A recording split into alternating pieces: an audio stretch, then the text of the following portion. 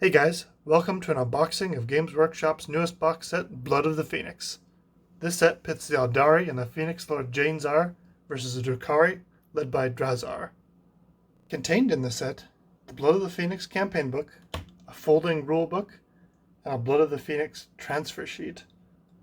On the craft world side, you'll find Jain'Zar, 5 Howling Banshees, a Falcon Grav Tank, and a Viper, and on the Drukhari side, you'll find Jain'Zar, 5 Incubi, 5 Scourges, 5 Hellions, and 1 Venom. Okay, so opening this up, we see pretty much everything included in here. We start with the Falcon Grav Tank here. And this is the old set. I recognize this thing from the last time I bought one. Not too bad. I think I'm not sure how competitive Falcons are, but typically they're actually pretty good. And the front and the back. Then we also find the sprue for Jain'Zar. Now, personally, I think she's actually a gorgeous model. If it looks at her hair is just massive. I love the face there.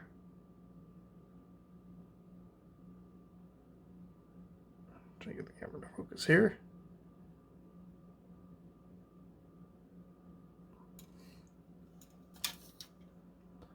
Then we have the Venom.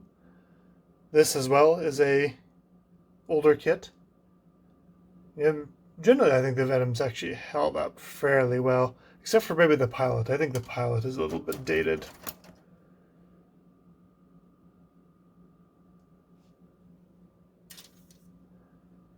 Let me go on here. Let's see, we have the new Incubi.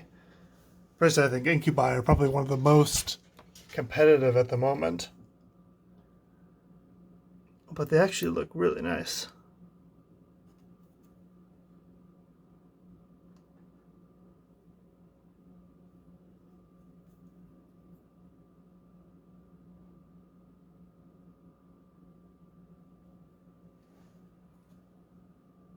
Then we have the sprue of the new Howling Banshees.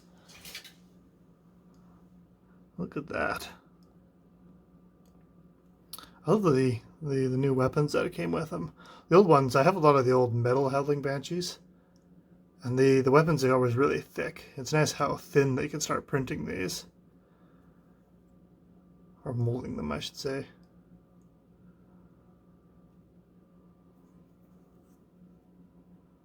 Beautiful models. Once I have them built, I'll do a comparison of the two. These ones, all the pieces of them just seem way smaller, way more fine than the originals.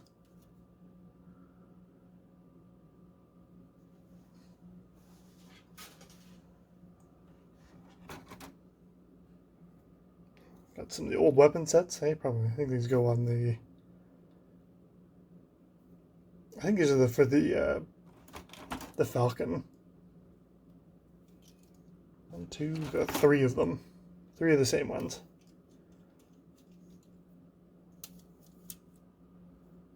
Let's see, we have the top turret of the Falcon.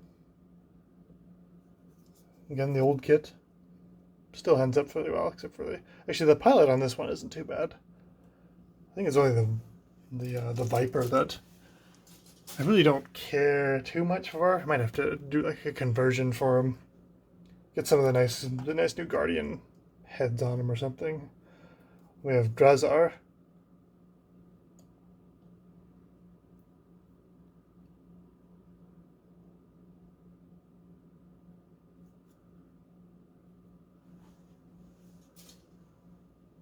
Let's see, we have a sprue of Hellions here.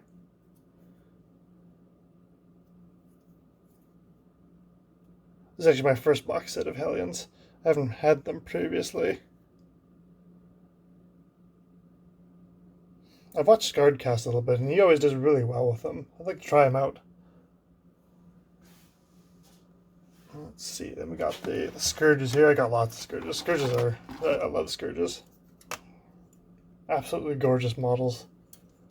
I think they're probably one of GW's best kits for the Eldar or the Dark Eldar.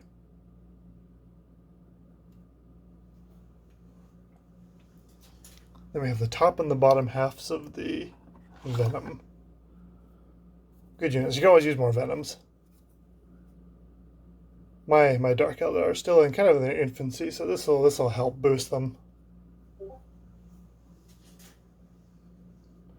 We have some kind of separating sheet. It's got the artwork on the back here. I just love this artwork. I think they knocked it out of the park with this one. I might hang this one up. This actually would work as a, or I think it kind of doubles as a poster.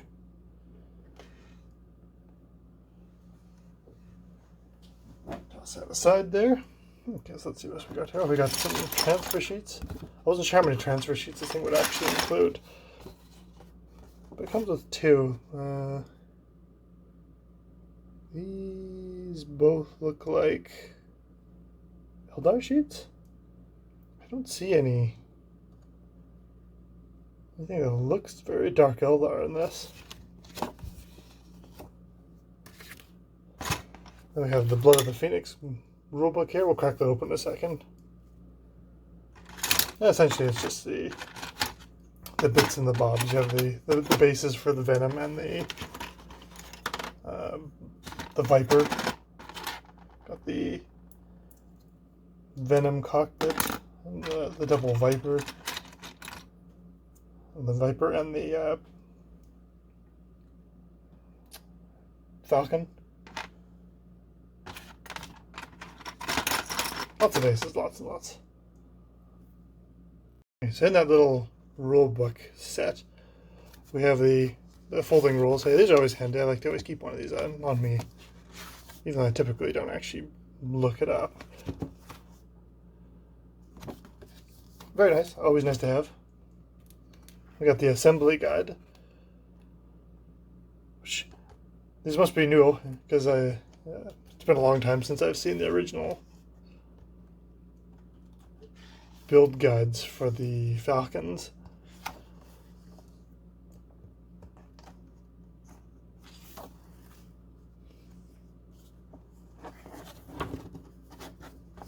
On the back we have some nice painting color scheme guides.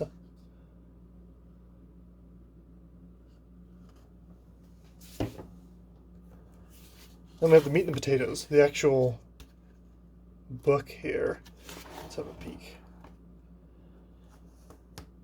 So we got a nice craft world introduction. Got some fluff. Hey, again, that same piece of artwork. I've noticed that they really like to throw this artwork out. They must have put a lot into it, hey, because it's on everything. Some stuff about the Ynnari, and the Drukhari. Got a few pages of fluff. I'll sit down and give these a read later. These are actually really nice. Actually, quite a bit of it.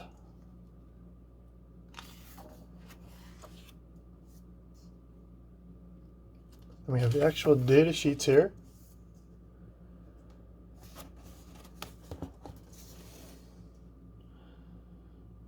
Jain'Zar and her Howling Banshees. Not sure how competitive Howling Banshees actually are. You know, they're only toughness 2, they're only strength 3. But, I mean, typically throwing something that's strength 3 at most things isn't really going to make them quiver. And most things you are gunning for, I mean, a power sword is typically almost overkill for them. They're only 4 up save too, right?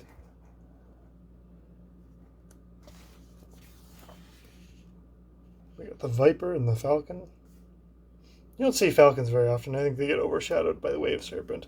But I think they're not bad. But I think the Wave Serpent is simply just a little bit more versatile than the Falcon can be. It just lasts longer on the board. I really like the new Ynnari heads for the sergeants that they put on there. I think they look pretty nice.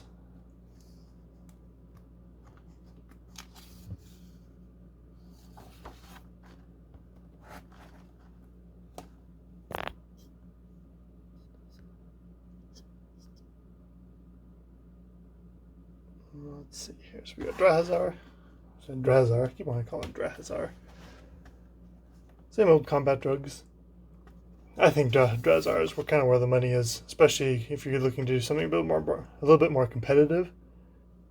I think he's just kind of like, he's just a beast. He does 2 damage with each attack, 4 attacks. If you use him with dual blades, you make 2, so you get 6 meaty attacks. He adds 1 to wound on everybody, so you're always, against Space Marines, you're always going to be wounding on 3s. That's pretty good. Oh, and if he charges, he can attack twice. So, 12 attacks in 1 round. I think Jain'Zar is kind of where the money is.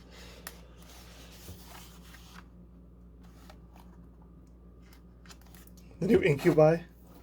Incubi are definitely, I think, a bit better than the Howling Banshees. I mean, they get the +1 from Jain'Zar. So again, they're going to be wounding on 3s if they use the single blade and not the dual. The dual can get them extra attacks if they need to do some extra damage to like low wound models. Got some Hellions in there with them to help tie stuff up. Yep, I think the Drukhari really came out ahead on this set. Oh, they have a Yunari head. I didn't even notice that the Incubi came with a Drukhari head. Or with a Yunari head, I mean. Again, Yunari Klavex. Then we have the game missions and some extra rules.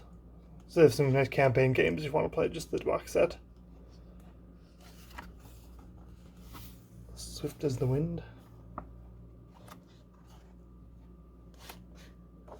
Vengeful Strike. Ghosts of the Past. And we got some point values here.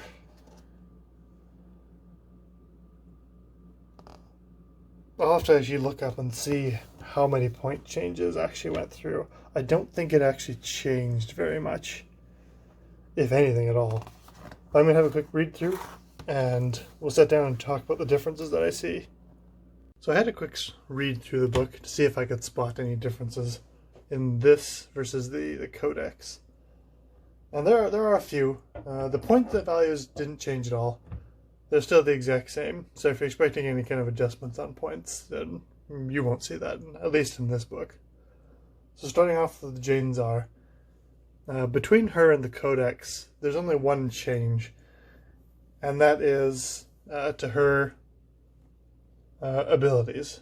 Previously she had Disarming Strike, which in my opinion is much better than it was, or than it is now. Disarming Strike would have allowed her on a roll of a 3 to choose a weapon from one of her models in the fight phase, and that enemy model can't use that weapon. Means they're only strike. If they're the Thunder Hammer, they're going to strike you back with a combat knife or something. And instead, she's gotten the Storm of Silence, which instead of using her attack characteristic, she can make an extra attack or 1 attack for each enemy model within 2 inches of her. And it is after pylon moves have been made, so it's not amazing. I find it very situational that you're going to get more than 4 attacks. I mean, if you're going against Space Marines, that's probably your maximum. You might even get less, typically. Maybe on the second turn, if she's still alive, when everything is piled and consolidated into her, she can start making use of that and maybe get a few extra, but yeah, I think it's situational. For the Howling Banshees, their stats are the exact same. The one thing that they did get is the Exarch got access to the Triskele, which is a shooting attack and a close combo weapon, and they can do that in exchange for their power sword, and it's 6 points. And what it is the shooting attack is 12 inches, assault 3, strength 4, -2, 1 AP. So a -2 bolter. And in melee, it's a strength user minus 2 AP, 1 damage weapon. So she's striking at strength 3. Nothing so super special. Yeah. I'm disappointed a little bit on the Banshees. Though I know they did get a boost in the actual book with some of the X-Dark powers, which I think that's pretty much where you're gonna see their improvements come from. For Jain'Zar, we see quite a few different changes. So he got 1 extra wound, and both of his attacks with his demiclaves went up by 1 damage. So before they were base 1, and now they're both base 2.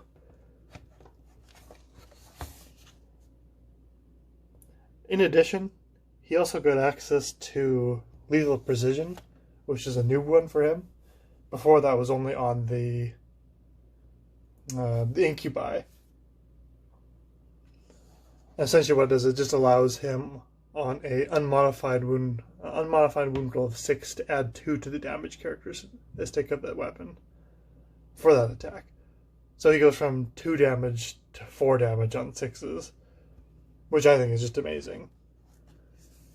You know, combined with his +1 to wound on everything, and his ability to attack twice, he is just a monster in comparison. And he's only 5 points more than Jain'Zar. Jain'Zar will get in combat more often, however. She does have the extra charge range. But I mean, he's already moving 7. You throw him out of a venom, he's going to get there regardless. Incubi are generally unchanged. The only thing is that the Clavex now has access to the demiclaves, which is kind of the same as Jain'Zar's blades.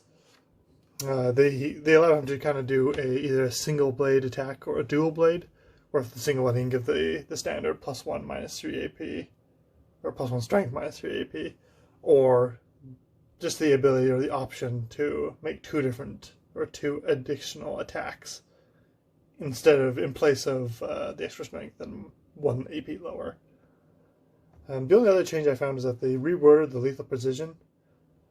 So before it was just on a wound roll of a 6, but now it's an unmodified wound roll of a 6. I don't know how many wound modifying abilities Dark Elder had in the first place, so I don't think it'll make a huge difference. But it's something to keep in mind. Well, but that is the book. This book is pretty much just a lightweight version of the Blood of the Phoenix main book that they came out with. That includes all the additional Eldar rules and things. So if you are looking for the new Craft World traits, the different abilities, and all the Exarch abilities, you will have to get the actual Blood of the Phoenix book. This one is pretty much just a cut down version. It contains the fluff and some of the rules of the new models themselves. Anyways, thanks for watching, guys. If you have any questions or comments, just throw them into the comments below.